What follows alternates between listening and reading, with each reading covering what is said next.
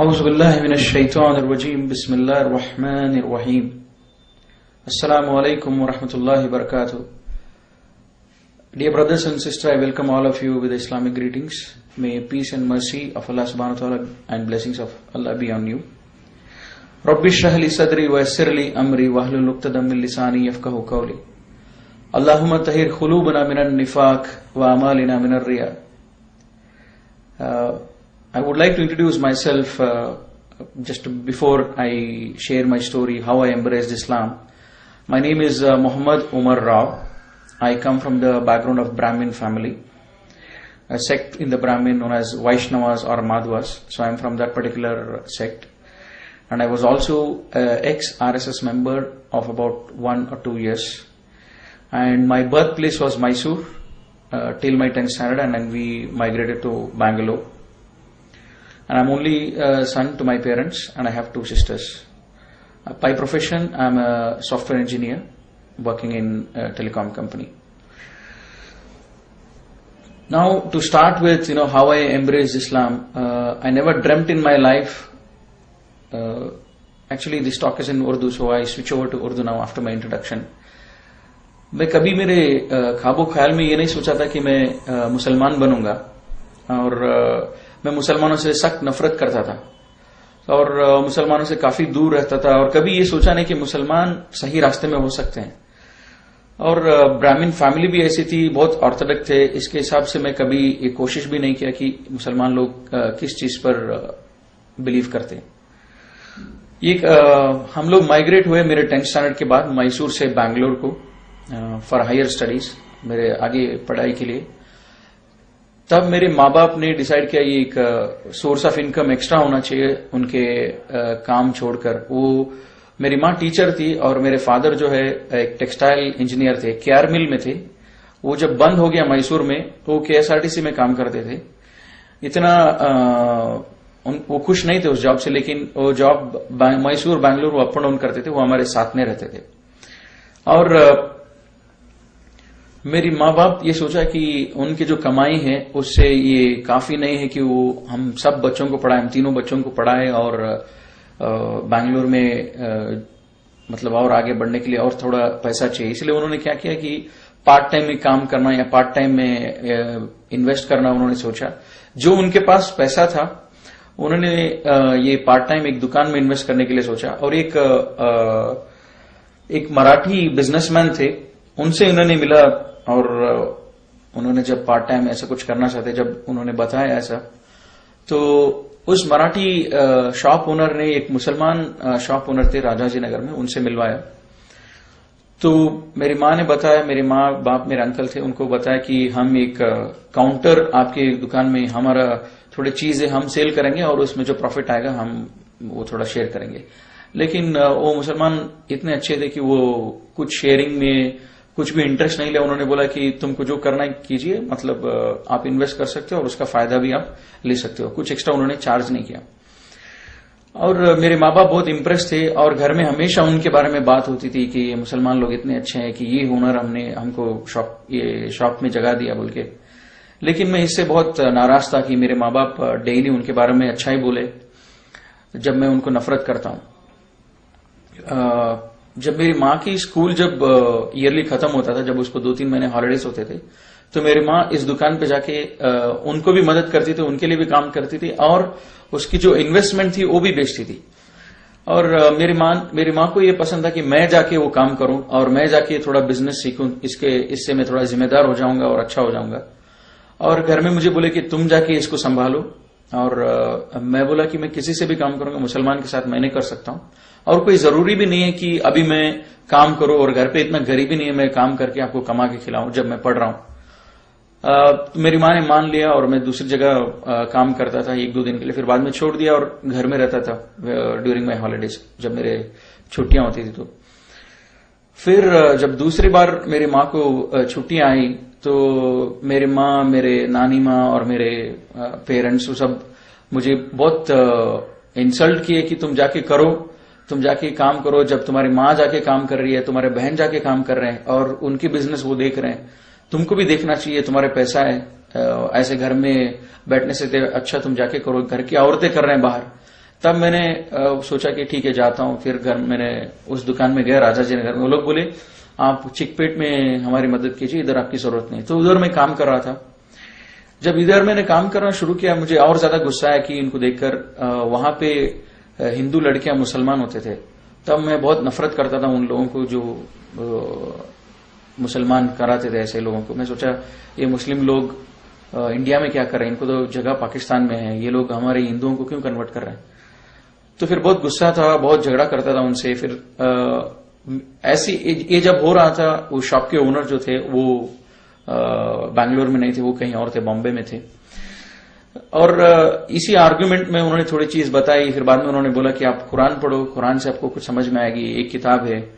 फिर बाद में मैं सोचा कि अच्छा मैं इनको सिखा। अब मैं हिंदू लड़कियों को जब पूछा तुम लोग क्यों इस्लाम में, वो लोग कुछ आंसर नहीं करते थे। वो इतना ही बोलते थे कि ये सच है इसलिए हम आ गए, या ज्यादा वो बोलते नहीं थे। और मैं सोचा कि अब आप लोग, ये लोग तो अनएजुकेटेड हैं, मैं ब्राह्मण फैमिली से हूं और मैं समझता हूं हिंदुइज्म क्या है बराबर, और मैं इनको एक सबक सिखाऊंगा, मैं इनको हिंदुइज्म सिखाऊंगा ताकि हम भी सच हैं।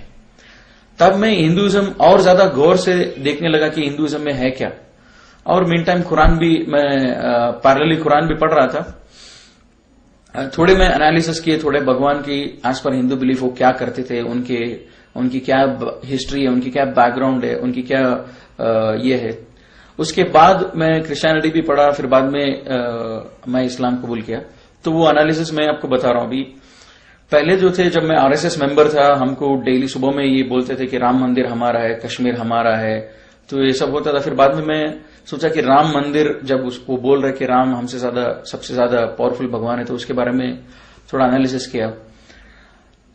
राम जो है वो एक जो किंग बोलते हैं, जिसको बोलते हैं राजा, वो राजा के घर में पैदा होता है और उसकी 7 बीवियां होते हैं उस राजा को। और 7 बीवियों में एक बीवी के बेटे होते हैं राम। और कुछ फैमिली मिसअंडरस्टैंडिंग से इस भगवान को, जो आज पर हिंदू बिलीफ, इसको घर से बाहर निकाल देते हैं और उसको बोलते हैं वनवास। एक 14 ईयर्स ये वनवास को भेजते हैं जंगल में। इस टाइम पे क्या होता है, रावण एक राक्षस है और वो राक्षस राम की वाइफ को किडनैप करना चाहता है। और जब ये प्लान बना रहा है, राम को ये मालूम भी नहीं कि मेरी वाइफ को कोई किडनैप करने के लिए प्लान कर रहा है, और राम को ये मालूम नहीं हो रहा कि इस बात राम को मालूम ही नहीं हो रहा है। तो मैं सोचा कि भगवान को अगर उसको मालूम ही नहीं हो रहा है, उसके घर वालों पर अटैक हो रहा है, तो उसको क्या मालूम रहेगा मेरे ऊपर क्या मुसीबत आएगी, मुझे कैसे बचाएंगे। तो इसलिए मैं और आगे जब स्टोरी देखा रामायण, और रामायण जब पढ़ा, यहां तक आती है कि रावण प्लान बनाता है और उसके काम वालों को बोलता है तुम जाके उसके सामने एक हिरन बन जाओ। जब तुम हिरन बन जाओगे, राम और लक्ष्मण जो है तुम्हारे पीछे भागेंगे, और जब तुम्हारे पीछे भागेंगे तुम ज्यादा दूर भागो, और जब राम और लक्ष्मण जब ज्यादा दूर चले जाए घर से, तब मैं जो है मैं आके सीता को किडनैप करूंगा। तो ये ऐसा ही होता है। और राम को ये 1% भी इसका मालूमात नहीं होता है। और ये मैं सोचते रहता था ये भगवान कैसा हो सकता है, उसके घर वालों के ऊपर कोई अटैक कर रहा है और उसके घर वालों को कोई किडनैप कर रहा है, लेकिन इसको मालूम भी नहीं हो रहा है। और ऐसे ही आता है, रावण की काम वाला जो है वो हिरन बन जाता है, राम उसके पीछे भागता है, लक्ष्मण भी उसके पीछे भागता है, ये बोलकर ये लक्ष्मण रेखा है, इसको पार मत करो। और वो दोनों भागते हैं। अभी इसके टाइम पे क्या होता है, रावण जो है एक भिक्षुक, जो बोलते हैं ये भीख मांगने वाले के वेश में आते, वो उसको सीता को बुलाता है कि मुझे कुछ चाहिए। अब सीता जब बाहर आती है, वो बोलती है मैं ये रेखा से आगे नहीं आ सकूंगी। फिर उनके बाद में डिस्कशन होता है और रावण बोलता है कि आप बाहर आके देना चाहिए कि मैं कोई भिक्षुक नहीं हूं, लेकिन मैं एक अच्छा भिक्षुक हूं। तो सीता उस लक्ष्मण रेखा से पार करती है। पार करके जो है जब जाती है, रावण उसको किडनैप करता है। जब वो किडनैप कर रहा होता है, तब भी राम को और लक्ष्मण को मालूम नहीं होता कि मेरी बीवी मेरे घर पे अकेली है और उसको कोई किडनैप कर रहा है। हाँ, जब किडनैप हो रहा है तभी भी सीता अपने आप को बचाने की भी कोशिश नहीं करती है। वो बहुत मजबूर होती है और वो रावण किडनैप करता है, वो लेके चले जाता है। इसके बाद जो है राम उसको तलाशने के लिए, वो उसको कौन किडनैप किया, उसको वापस लेके आने के लिए वो कितने साल लगा देता है। और ये हनुमान जिसको बोलते हैं, ये उनको बोलते हैं वानरू बोलते हैं कन्नड़ा में, इंग्लिश में उसको बोलते हैं मंकीज। उनकी मदद से, ये बंदरों के मदद से वो कितने सालों के बाद सीता को वापस लेके आता है। और मेरे दिमाग में यही बात आता था, अगर राम सच्ची में भगवान है तो उसको इन वायुसेना की क्यों इनकी क्यों जरूरत है? ये वानरों जिसको बोलते हैं बंदर, इसकी क्यों जरूरत है? ये खुद जाके लेके आ सकता है। अगर ये भगवान है तो इसकी कोई जरूरत नहीं कि इसको किसी और की मदद की जरूरत नहीं, भगवान खुद अपनी काम कर सकता है। लेकिन इसकी वाइफ को लेके आने के लिए ये बंदरों की मदद से लेके आता है। फिर भी लेके आने के बाद सीता को बोलता है कि मैं लोग तुम पर शक कर रहे हैं, तो इसीलिए तुमको एक टेस्ट करना पड़ेगा, तुम पे एक टेस्ट किया जाएगा, जैसे इसको बोलते हैं कन्नड़ा में अग्नि परीक्षा। वो अग्नि परीक्षा मतलब ये एक आग से तुमको जाना पड़ेगा। जब तुमको हार्म कुछ नहीं होता इसका मतलब तुम प्योर हो। तो वो आग से निकलती है, फिर बाद में राम उसको कबूल करता है, वो एंड है। तो मैं सोचता था राम हिंदू के हिसाब से वो एक भगवान है और सीता भी एक भगवान है। जब भगवान एक दूसरे के ऊपर भरोसा नहीं करते हैं तो ये बात कुछ समझ में नहीं आती, भगवान के ऊपर क्यों भरोसा नहीं करता है? तो फिर मुझे ये लगा कि एक स्टोरी है। अब जब कुरान पढ़ रहा था, मेरे नानी को और मेरे माँ बाप को जब पूछता था रामायण जो है इसको कौन हमको दिया, रामायण किसने दिया हमको, तो वो बोलते थे रामायण लिखा हुआ है एक ऋषि से, वाल्मीकि जो बोलते हैं वो ऋषि ने लिखा है रामायण।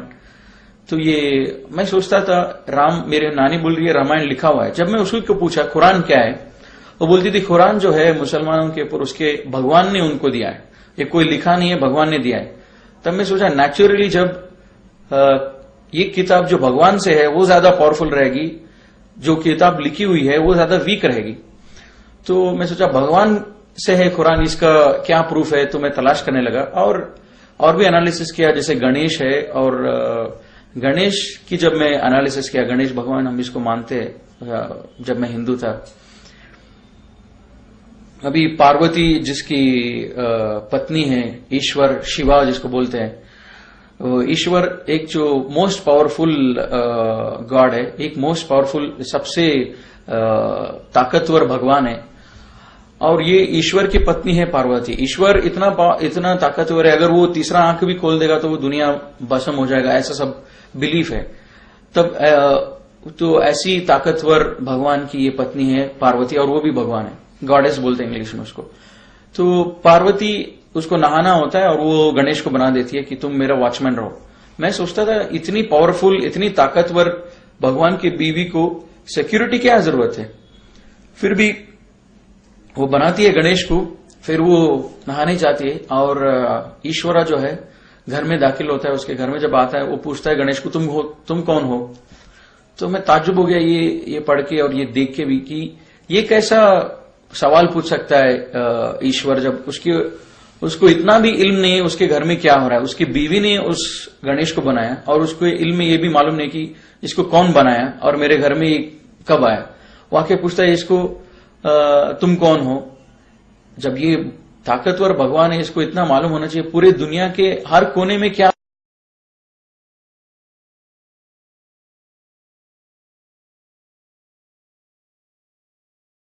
हो रहा है इसको मालूम होना चाहिए। लेकिन ये भगवान घर में आके बात करता है और गणेश से पूछता है कि तुम कौन हो। इसका मतलब जब ईश्वरा को उसके खुद के घर में जो हो रहा है वो मालूम नहीं है, तो मेरे घर में या दूसरों के घर में जो प्रॉब्लम्स इस दुनिया में हो रहा है उसको कैसे पता चलेगा? तब मैं सोचा ये जो है ये भी एक स्टोरी की जैसी लग रही है। फिर आगे जब देखेंगे स्टोरी क्या होता है, फिर ईश्वरा जो है गणेश की गर्दन काट देता है जब गणेश उसको अंदर जाने नहीं देता है। उस टाइम पे पार्वती आती है और पूछती है कि तुमने ऐसा क्यों किया, ये मेरा बेटा है और इसको वापस जिंदा करो। और ईश्वरा बोलता है मैं इसको जिंदा नहीं कर सकता हूं क्योंकि मैंने उसको काट दिया है। और पार्वती और ईश्वरा ये काफी दिनों तक ये झगड़ा चलता है। फिर बाद में ईश्वरा बोलता है कि मैं इसको हाथी का सर से उसको जोड़ता हूं और उसके एसोसिएट्स को बोलता है कि तुम हाथी इस डायरेक्शन पे जो सोया हुआ है वहां पे जाओ और उस हाथी को आप कट करो, उस हाथी के सर को, और वहां लेके आओ और मैं इसको जोड़ दूंगा। अब लेके आते और उसको जोड़ देता है। अब मैं सोचा ये क्या लॉजिक है, उसी सर को ज्यादा आसानी से जोड़ सकता है, हाथी के सर को क्यों जोड़ा? जब जान नहीं दे सकता हूं बोल के फिर बाद में हाथी के सर से क्यों उसको जान वापस दिया? बाद में मैं सोचा कि इतना बेरहम क्वालिटी, जब इसको सर उड़ा देना, कट कर देना, ये क्वालिटी भगवान की नहीं हो सकती है। इतनी बेरहमी से एक गलती उसने किया, उसने जाने नहीं दिया, उसको कत्ल कर दो इमीडिएटली।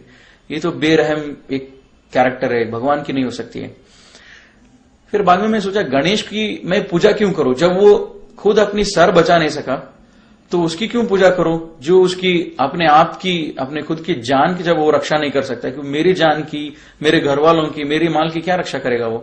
तो इसीलिए मैं वो स्टोरी सुन के मुझे बहुत ये हुआ, अफसोस हुआ, और पढ़ के, और मैं जब मेरी नानी और इनसे सब पूछता था, मेरे घर वाले जो भी बड़े थे, माँ बाप थे, उनसे पूछता था कि भगवान को देखा कौन है। जब हम पूछते कि गणेश की फेस जो है ऐसा है, ईश्वरा का फेस ऐसा है, हमको कैसा मालूम है ये, तो घर में बोलते थे नहीं ये हम कर रहे हैं क्योंकि ये हमारी पूर्वज जो है बहुत पहले से करते आ रहे हैं, तो इसीलिए हम कर रहे हैं ये बात, तो इसीलिए हम पूजा कर रहे हैं इस मूर्तियों की। और जब मैं कुरान पढ़ रहा था, कुरान में भी यही आता है कि क्या अगर तुम्हारे पूर्वज जिहालत में थे, जब तुम्हारे सामने सच्चाई वाजे हो गई, क्या तुम भी जिहालत में रहोगे। तो मैं सोचा ये किताब जो है ये आंसर दे रहा है, जो मेरे क्वेश्चन जो मैं माँ बाप के पूछ रहा हूं उस क्वेश्चंस को ये किताब मुझे आंसर दे रहा है, ऐसा लग रहा था मुझे। लेकिन मैं सोचा वो फिर बाद में मैं और डीपली हिंदू एनालिसिस किया। मैसूर का था, हमारे मैसूर में चामुंडेश्वरी हिल जो है, वो हिल एक विटनेस है, ये एक भगवान थी, एक भगवान है बोल के, इसलिए मैं सोचा ये शायद ये भगवान मुझे बचा लेगी इस मुसलमान से आर्ग्यू करने के लिए। जब मैं उसके बारे में जब थोड़ा जानकारी लिया, वो भगवान चामुंडेश्वरी जिसको बोलते हैं, महिषासुर एक बड़ा राक्षस होता है।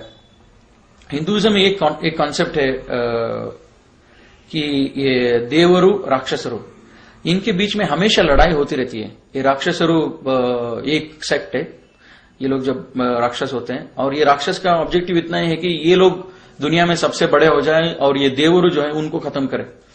तो ये दोनों के बीच में बार बार लड़ाई होती रहती है। तो महिषासुर जो भी है वो भी एक राक्षस होता है, और ये राक्षस जो है ये लंबी तपस्या में बैठता है काफी सालों तक। जब इसकी तपस्या कबूल होता है, ब्रह्मा जो क्रिएटर है हिंदू बिलीफ के हिसाब से, वो इस तपस्या को कबूल करता है और वो बोलता है आपको जो चाहिए मांगे मैं दूंगा।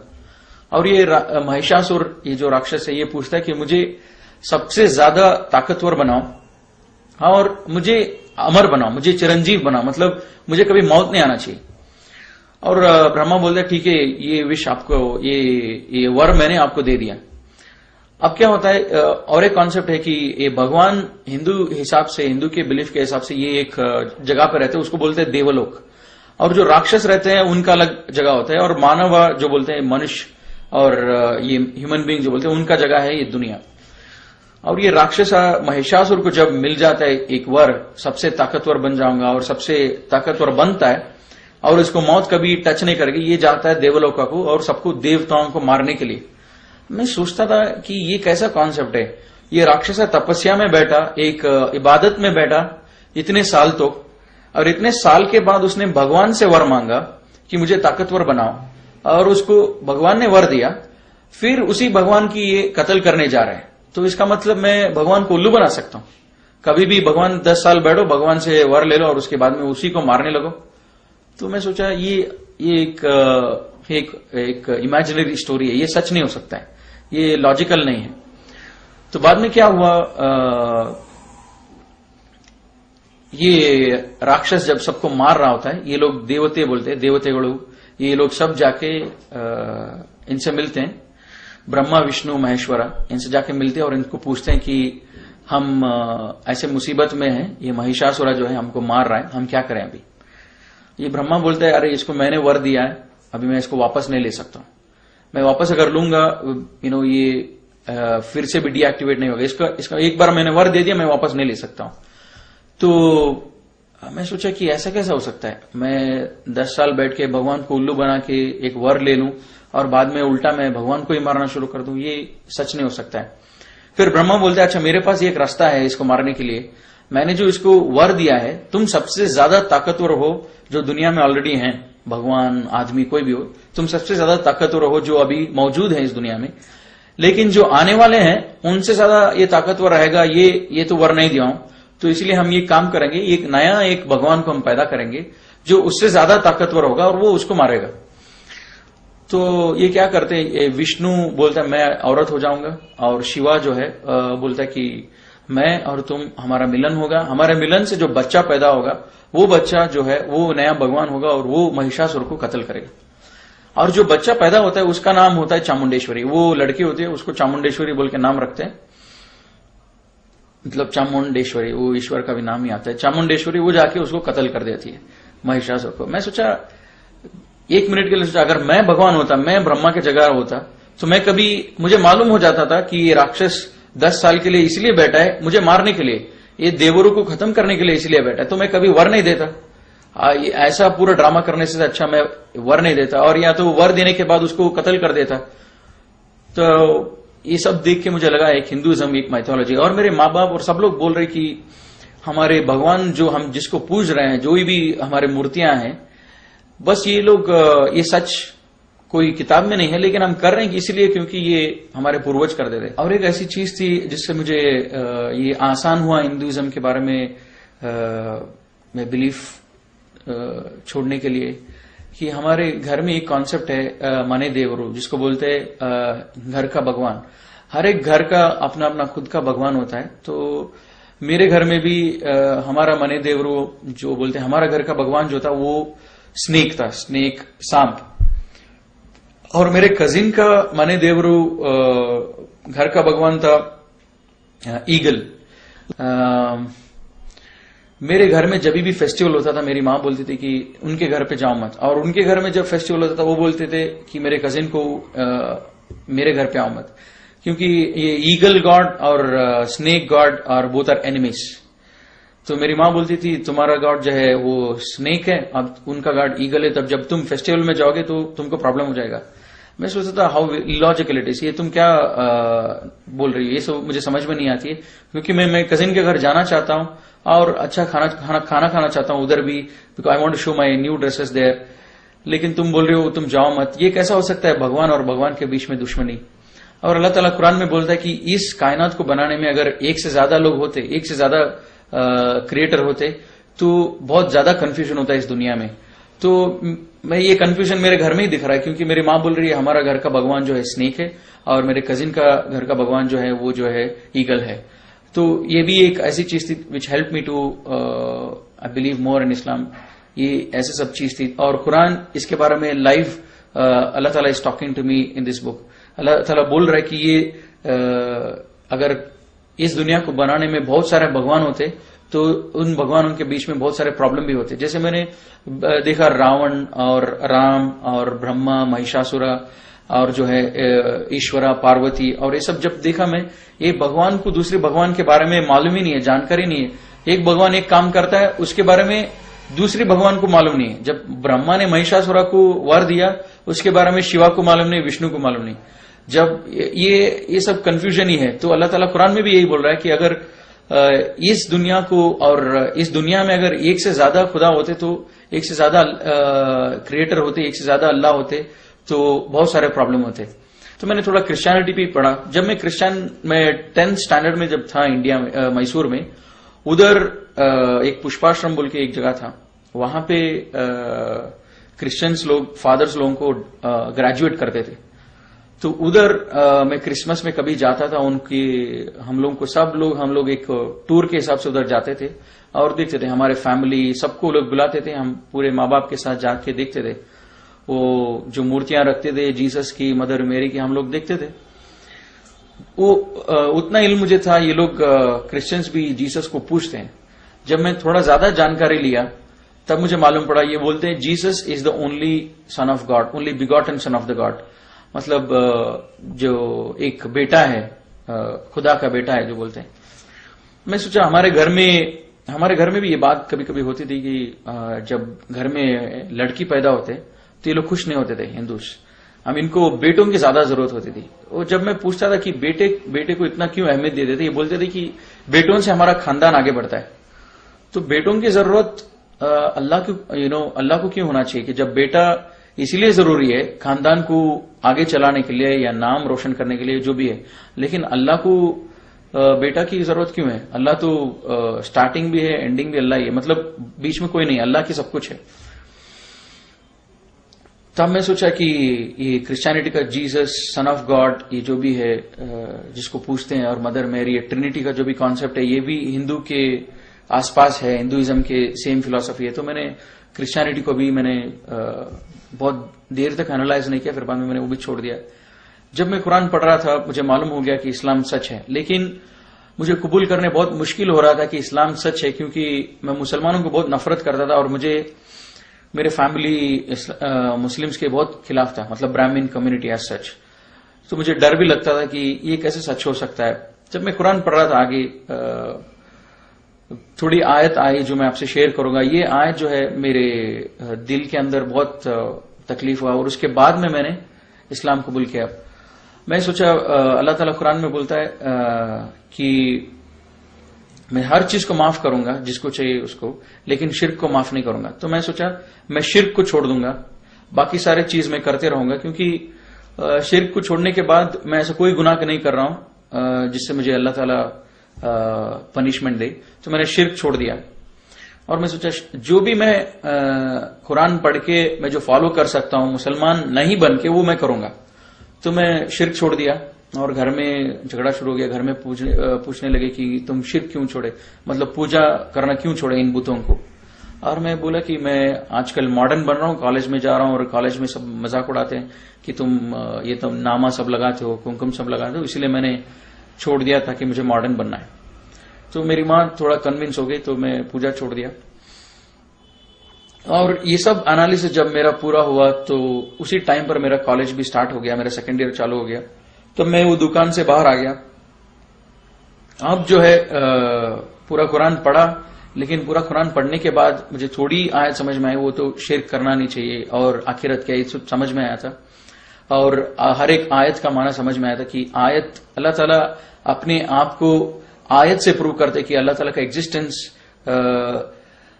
अल्लाह के ऊपर यकीन रखने के लिए अल्लाह की आयत को अगर हम सोचेंगे, उसके बारे में गौर करेंगे, तब हमको बिलीव होगा अल्लाह की एग्जिस्टेंस। मतलब अल्लाह हमारे सामने जाहिर नहीं है, मतलब अल्लाह को देख नहीं सकते, लेकिन अल्लाह के आयत को देखकर हम बिलीव करना चाहिए, इतना मुझे समझ में आया था।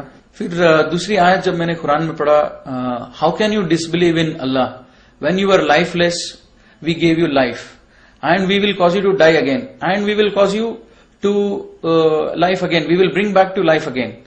तो मैं सोचा it's not easy for me to believe that on the day of judgment we will be brought back to life। मतलब जब अल्लाह ताला बोल रहा है कि तुम अल्लाह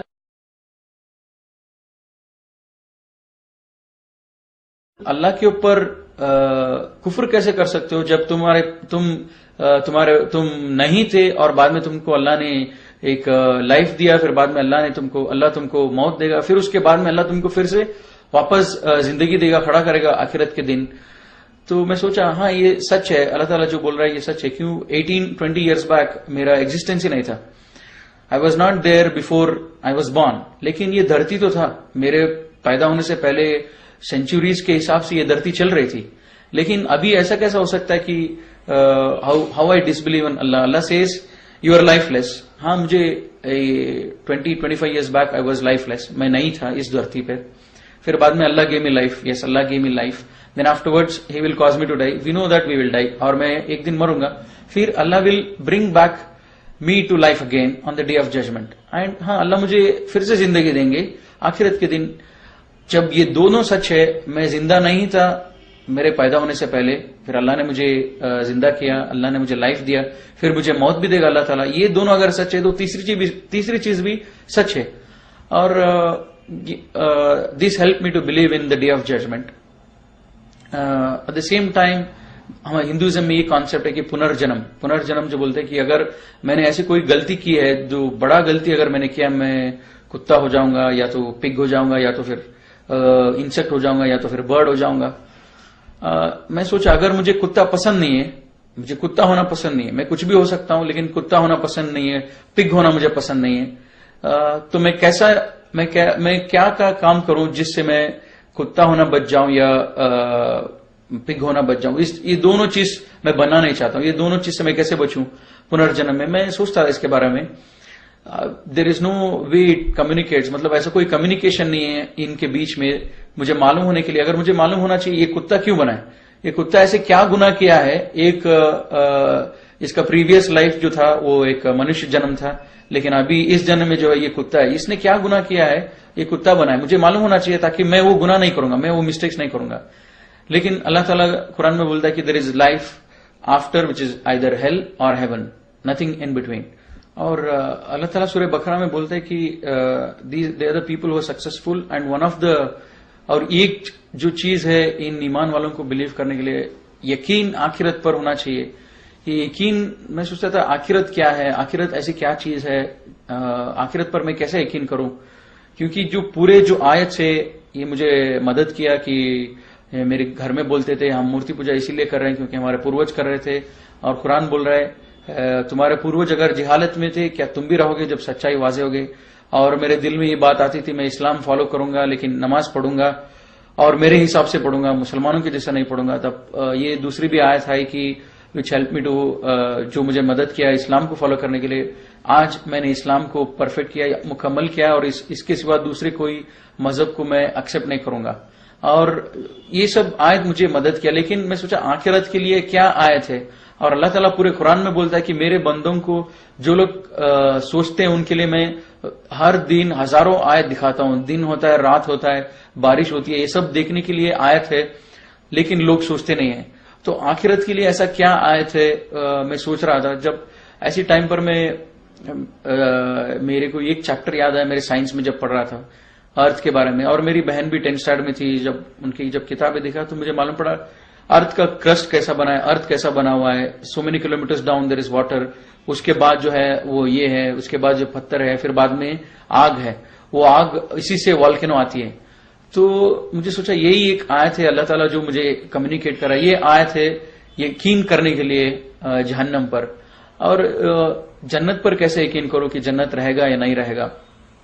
जब मैं टीवी देखता था ये कश्मीर वगैरह सब, कश्मीर और ऊटी जब गार्डन्स दिखता था, तब मैं सोचता था अगर दुनिया में इस धरती में अगर अल्लाह ताला इतने अच्छे गार्डन जब बना सकते हैं तो आखिरत में क्यों नहीं रहेगा इतने अच्छे गार्डन। तो मुझे ज्यादा डिफिकल्ट नहीं हुआ, मैंने आखिरत पर यकीन कर लिया। फिर कभी कभी मेरे दिल में ये भी ख्याल आती थी कि क्या ये सब कुछ साइंस से तो नहीं है, ये सब कुछ हम अल्लाह भी नहीं है, ये हिंदुइज्म भी रॉन्ग है, क्रिश्चियनिटी भी रॉन्ग है, एक ये सब कुछ साइंस से तो नहीं है, मतलब कोई भगवान ही नहीं, ये सब हुआ अपने आप हो गया। तो कभी कभी मेरे दिल में ये भी ख्याल आता था जब मैं सोचता था उसके बारे में। वो बिग बैंग थ्योरी ऐसा है कि टू समराइज, मतलब सिंपल वे, कि एक वो फायर बॉल था, आग का बॉल था, और वो जब डिस्ट्रॉय हुआ वो ये दुनिया और ये रिवर्स स्काईज ये सब फॉर्म हो गए। तो ये बिग बैंग थ्योरी इन ए नटशेल ये जब बोलती है। जब मैं सोचा एक रबर बॉल अगर टूटता है, डिस्ट्रॉय होता है, तो रबर के पीसेस नजर आएंगे, कुछ ज्यादा नजर नहीं आएगा रबर बॉल से ज्यादा। उसी हिसाब से अगर एक फायर बॉल, एक आग का बॉल भी अगर डिस्ट्रॉय होता है तो आग ही दिखना चाहिए हर जगह। ऐसे कैसे कि पानी भी है धरती में और ग्रीनरी भी है और हमारी लाइफ है, ये साइंस भी थोड़ा it was not helping me. तो मुझे मालूम पड़ा कि ये साइंस जो है एक चीज बता रही है, लेकिन it is not only because of big bang theory. लेकिन अल्लाह ताला बोलता है पूरे क्रिएशन कैसे हुआ इन कुरान में, तो वो अल्लाह ने आंसर दिया। अब जब मेरा कॉलेज स्टार्ट हुआ तब मैं पूरा फुल टाइम उस दुकान में नहीं जाता था, लेकिन सैटरडे संडे उस दुकान में जाता था क्योंकि उस ओनर से भी अच्छी दोस्ती हो गई थी। वो उनका बिहेवियर अच्छा था, जब हमारा सैलरी टाइम पे देते थे, ज्यादा चीटिंग नहीं करते थे मेरे माँ के बिजनेस में, और हमको सब मदद करते थे, और जो भी दुकान में थे उन सबकी मदद करते थे जब जरूरत हो। तब मैं सोचा उनसे मिलने के लिए जाऊंगा। हर सैटरडे संडे जाता था, और जब भी जाता वो बिजी रहते थे उनके काम में, और मैं कुरान पढ़ता था। जब कुरान पढ़ता था नेक्स्ट टाइम जब गया मैं, और हमेशा जब भी मैं कुरान पढ़ने फिर से शुरू करता, मुझे डर लगता था लास्ट टाइम मैंने पढ़ा नहीं बराबर, तो फिर से शुरू करता था कुरान पढ़ने बिगिनिंग से, सूरह फातिहा, सूरह बकरा, फिर से शुरू करता था। जब फिर से शुरू किया कुरान में, एक आयत ऐसा आया सूरह बकरा में, this is the book of which this is the book from your lord on which there is no doubt, and this is a guidance for those who are conscious and who have the faith in Allah and faith in unseen and who have faith in the hereafter and तो ये आयत एक 6 आयत थी, उससे मुझे डर लग रहा था और मैंने नमाज पढ़ना शुरू किया। वो 6 आयत था, one is we should believe in the, we should have the consciousness and we should believe in the unseen which is Allah सुब्हानहू व तआला जो दिखते नहीं है, और एंजल्स और आखिरत उस पर। और दूसरी चीज वो है कि एस्टैब्लिश प्रेयर, और चौथी चीज believe in what is revealed on prophet Muhammad सल्लल्लाहु अलैहि वसल्लम and what was revealed before him. जो प्रॉफिट सल्लल्लाहु अलैहि वसल्लम के ऊपर नाजिल हुआ और उनसे पहले जो नाजिल हुआ उसके ऊपर ईमान लेके आना, ये थी। और जो हमने दिया है आपको उससे खर्च करो, मतलब जकात दो वगैरह, सदका करो। एंड फाइनल चीज था कि आखिरत पर यकीन रखने वाले ये लोग हैं जो रियली सक्सेसफुल हैं, और ये लोग ट्रू गाइडेंस पर हैं, ये लोग जो है सही हिदायत पर हैं। इसीलिए जब ये आयत पढ़ा तब मुझे लगा कि ये आयत के हिसाब से मैं सक्सेसफुल नहीं हूं, कि मैंने शिर्क छोड़ दिया। लेकिन ये आयत बोलता है कि who are conscious and who are believe in unseen and who are steadfast in the prayer, who are establishing the prayers. अब बाकी चीज जकात ये सब तो मेरे लिए इंपॉर्टेंट नहीं था, मतलब मैं उसका एलिजिबल नहीं था। तो मुझे अब जरूरी है कि मैं प्रेयर को एस्टैब्लिश करूं, मतलब मेरे नमाज जो है इसको शुरू करूं। और मैं 2 दिन हो गया मैं घर चला गया और मैं सोचता रहा मुझे अभी प्रेयर पढ़ना है, कैसे पढ़ना है वगैरह सब। अब मैं इन लोगों से मिला जो ऑलरेडी मुसलमान हुए थे, उनसे पूछा कि तुम लोग कैसे नमाज पढ़ते हो। वो लोगों ने एक डायरी दिखाया, ब्लैक डायरी, हम कन्नड़ा में लिखे, इससे सीखे, हम इससे नमाज पढ़ना शुरू किया। तब मैं भी नमाज पढ़ना शुरू किया जब वो लोग जैसे कर रहे थे। लेकिन नमाज पढ़ने से पहले मैंने ये सूरा जब कोशिश किया पढ़ने के लिए, बहुत मुश्किल हो रहा था मुझे। अल्हम्दुलिल्लाह बोलने के लिए भी मुझे बहुत तकलीफ होता था, क्योंकि ये अरबिक जबान इतना आसान नहीं था मुझे बोलने के लिए। तो काफी टाइम लगा ये सूरा सीखने के लिए। जब सूरा सीखता था बीच में मुझे कभी कभी ये ख्याल भी आता था कि मैं मुसलमानों के जैसा नमाज क्यों पढ़ूं। मैं नमाज पढ़ूंगा मेरे हिसाब से पढ़ूंगा, मेरे हिसाब से मैं नमाज पढ़ूंगा, मेरे हिसाब से मैं अल्लाह से मांगूंगा, अल्लाह से इबादत करूंगा, इनकी जैसा क्यों करूं। और ये अरबिक मुश्किल भी है, तो मैं सोचा मैं इंग्लिश में पढ़ूंगा, नहीं तो कन्नड़ा में पढ़ूंगा, पूरे ट्रांसलेशन है, तो अरबिक में क्यों पढ़ना चाहिए। तब मैं ये सोचा, थोड़े दिन में सोचा अच्छा ठीक है ऐसे ही करते हैं। तो मैं जब फिर से जब गया नेक्स्ट सैटरडे संडे उधर कुरान पढ़ने के लिए, तब सूरह इमरान में मुझे एक आयत आती है, today we have perfected this religion and we have chosen Islam for you. Apart from this religion no other religion is accepted and anybody else follows other than this they are thrown to hell fire. मुझे डर लगने लगा कि पहले दिन मैंने decide किया मैं शिर्क नहीं करूंगा, और जब नेक्स्ट टाइम जब कुरान पढ़ा ये बोल रहा है कि एस्टैब्लिश प्रेयर। अब मैं एस्टैब्लिश प्रेयर करने सोच रहा था। जब एस्टैब्लिश प्रेयर करने के लिए जब पूरे सूरा जब पढ़ रहा था, इतना मुश्किल हो रहा था, मैंने सोचा मेरे हिसाब से मैं नमाज पढ़ूंगा। अब कुरान बोलता है मुझे Islam is the only religion which is accepted. तो मुझे धीरे धीरे डर लगने लगा और ये यकीन आता रहा कि ये किताब जो है एक आदमी लिख नहीं सकता है। जो मेरे दिल के अंदर जो स्ट्रगल हो रहा है, मेरे दिल के अंदर जो दिन रात मैं सोच रहा हूं कि ये सच है, ये सही है, अच्छा ऐसा करूंगा वैसा करूंगा, ये जो हो रहा है उसके जवाब जो है ये कुरान में मुझे मिल रहा है। और मैं ये बात किसी से बोल नहीं रहा हूं, ये इसका जवाब मुझे कुरान से मिल रहा है। मेरे जिसके दिल के हालत पर कुरान मुझे कमांड कर रहा है कि ये सही है, ये गलत है। तो मुझे डर भी लगने लगा और यकीन होने लगा कि इस किताब को एक आदमी नहीं लिख सकता है। मुझे जो भी बनाया हो, जो बनाया है, मुझे जो बनाया है वही इस किताब को नाजिल कर सकता है। तब मुझे यकीन आने लगा ये किताब जो है अल्लाह की तरफ से है। फिर मैं बहुत मेहनत किया, 3-4 महीने लगे, फिर नमाज पढ़ना शुरू हुआ, सब सूराज लर्न किया, फिर नमाज पढ़ रहा था। और कभी कभी नमाज मेरी होती थी, कभी कभी नहीं होती थी, क्योंकि घर पे मेरे माँ बाप के सामने तो नहीं पढ़ता था। और अभी नमाज तो पढ़ रहा हूं, शिर्क नहीं कर रहा हूं, नमाज पढ़ रहा हूं, लेकिन मैं सोचा अभी ठीक चल रहा है, अब जरूरी नहीं कि मैं और आगे जाऊं। तो मैं सोचा अभी मेरा पढ़ाई कंप्लीट कर लेता हूं, मैं इंजीनियरिंग फिनिश करता हूं, फिर बाद में मैं एमबीए करूंगा, उसके बाद में मैं इस्लाम कबूल करूंगा। तब तक मैं इस्लाम नहीं कबूल करूंगा, तब तक मैं शिर्क छोड़ूंगा और नमाज पढ़ूंगा। ये दो से ज्यादा मैं आगे नहीं बढ़ूंगा।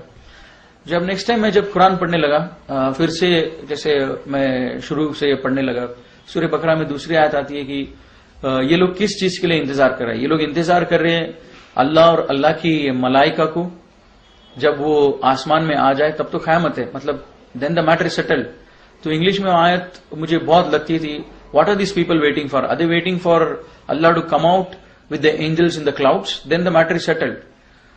इसका मतलब ये था कि ये किस चीज पर इंतजार कर रहे हैं। अगर ये लोग वेट कर रहे हैं अल्लाह के ऊपर यकीन करने के लिए, क़यामत कभी भी आ सकती है, are they waiting for Allah to come out with the angels. तो अब मुझे और डर लगता था कि मैं नमाज पढ़ना शुरू किया, कुरान बोल रहा है कि मुझे किस चीज के लिए इंतजार कर रहा हूं, और मैं अंदर ही अंदर ये प्लान किया था मैं इंजीनियरिंग पढ़ूंगा, एमबीए करूंगा, उसके बाद में मैं घर से बाहर आऊंगा। जरूरत नहीं था घर से बाहर आने के लिए, लेकिन घर के अंदर भी तो नहीं कर सकता था, एक मुझे मालूम था मुझे घर से बाहर आना है। तो मैं सोचा अभी मुझे और ज्यादा स्टेप्स लेना पड़ा, और मैं कुरान पढ़ते रहा और मैं घर पे नमाज पढ़ते रहा। मैं सोचा कि मुझे एक रास्ता निकालना चाहिए कि इस्लाम कंप्लीटली फॉलो करने के लिए, और बार बार अल्लाह ताला कुरान में बोलता है कि इस्लाम में पूरे के पूरे दाखिल हो जाओ। और मुझे मालूम था कि मैं पूरा दाखिल नहीं हूं, क्यों मैं शिर्क छोड़ दिया और नमाज पढ़ रहा था बस, और बाकी जो भी इस्लाम की अहकामात है वो नहीं कर रहा था। जुमा को मस्जिद में नहीं जा रहा था, और रोजा जब रखता था कभी कभी रखता था, कभी कभी नहीं रखता था। तो मुझे मालूम था कि मैं इस्लाम में कंप्लीटली नहीं हूं, मुझे कंप्लीटली आने के लिए कुरान बोल रहा है, अब मुझे कंप्लीटली आना चाहिए। फिर बाद में पहला रमजान आया, मैं पहले रमजान में अल्हम्दुलिल्लाह पूरे के पूरे रोजा रखा। फर्स्ट 2 डेज शायद छूट गया होगा, पूरे के पूरे रोजा रखा। और मेरे घर में बहुत झगड़ा होती थी कि माँ को डाउट आने लग गया मैं रोजा रख रहा हूं बोल के। अब जब उसको डाउट आता था उस दिन मैं उससे बचने के लिए वो जब फोर्स करती तो उसके सामने खा लेता, तो ऐसे 2 रोजे छूट गए होंगे। फिर पहले रमजान हुआ, फिर बाद में मैं अल्हम्दुलिल्लाह थोड़ा स्ट्रांग हुआ, थोड़ा यकीन भी हुआ। अब घर पे जो बात करने लगते थे हम डेली डिनर पे, लंच पे, जब उनको बताने लगा, क्यों अभी जब मेरा प्लान के हिसाब से कुछ भी नहीं होगा, मुझे अभी घर में बोलना चाहिए धीरे धीरे कि मैं इस्लाम में आ रहा हूं, तब मैं घर में बोलने लगा धीरे धीरे कि ये गलत है हम जो कर रहे हैं। फिर ये सब बोलता भी रहा, और कॉलेज में जाते, कॉलेज भी पढ़ाई भी होती थी, कभी कभी दिल में ये ख्याल भी आता था कि ये सब जरूरी है क्या, अभी मैं बच्चा हूं, अभी मैं 17-18 ईयर्स में हूं और मुझे पढ़ाई पे ध्यान देना चाहिए, ये सब जरूरी नहीं है, ये अभी ठीक है मैं शिर्क छोड़ दिया और नमाज पढ़ रहा हूं, लेकिन घर से बाहर जाना जरूरी नहीं है, मैं सब कमाऊंगा, अच्छा पोस्ट पे आऊंगा, तब जाके मैं पूरा का पूरा इस्लाम फॉलो करूंगा। ये ख्याल भी आता था।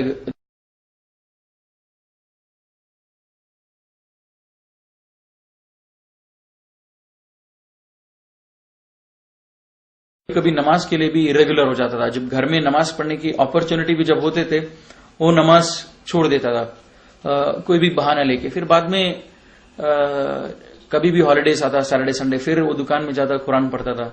जिससे बिगिनिंग से जब पढ़ता था वो कुरान में आता था कि सूरह बकरा में, there are people who say we believe in Allah in the last day and they are deceiving Allah, they think they are deceiving Allah and the believers, but they are not deceiving anybody else, they are deceiving themselves. इसका मतलब ये कि थोड़े लोग हैं जो बोलते हैं कि हम अल्लाह पर ईमान रखते हैं और आखिरत पर ईमान रखते हैं, लेकिन वो हकीकत पे ईमान नहीं रखते हैं, वो बस एक मजाक कर रहे हैं, एक धोखा दे रहे हैं अल्लाह और अल्लाह के बंदों को। लेकिन ये धोखा किसी और को नहीं, अपने आप को धोखा दे रहे हैं। तब मैं सोचता था कि क्या ये आयत मेरे लिए है क्या, कि क्या मैं अल्लाह को धोखा दे रहा हूं, क्या मैं अल्लाह के बंदों को धोखा दे रहा हूं। तब मैं तुरंत सोचता था कि और जब फॉलोइंग आयत ये आती है, when they are alone with their evil ones they say we were just mocking at them, we were not believers. जब मैं सोचता था इस आयत के बारे में, इतना तो था, पहली आयत से मुझे बहुत डर लगता था, they say they believe in Allah but they are not really believers, मुझे डर लगता। लेकिन दूसरे आयत से थोड़ा मुझे ये रिलैक्स होता था, क्योंकि मेरे साथ कोई ऐसे नहीं थी to say that I am just mocking at them, तो मैं थोड़ा सेफ होता था। लेकिन मेरे दिल के अंदर जो एक केयरलेसनेस था, जो स्टेडफास्ट नहीं था दीन से, ये आयत मुझे बहुत लगता था। और फिर बाद में मैं नमाज बराबर ट्रैक पे पढ़ता था, टाइम पर पढ़ता था। फिर बाद में क्या हुआ, फिर से मैं कॉलेज, वीकडेज आते थे, कॉलेज जाता था, फिर सोचता था इसके बारे में, फिर कभी कभी बैकसीट ले लेता कि ये जरूरी नहीं है, मेरे करियर जरूरी है, मेरे को अच्छा मार्क्स लेके आना है, ये सब जरूरी नहीं है। फिर 1-2 आयत ऐसी मैं पढ़ा, फिर बाद में दैट चेंज्ड माय लाइफ। फिर बाद में मैं घर में ओपनली डिस्कस करने लगा इस्लाम के बारे में।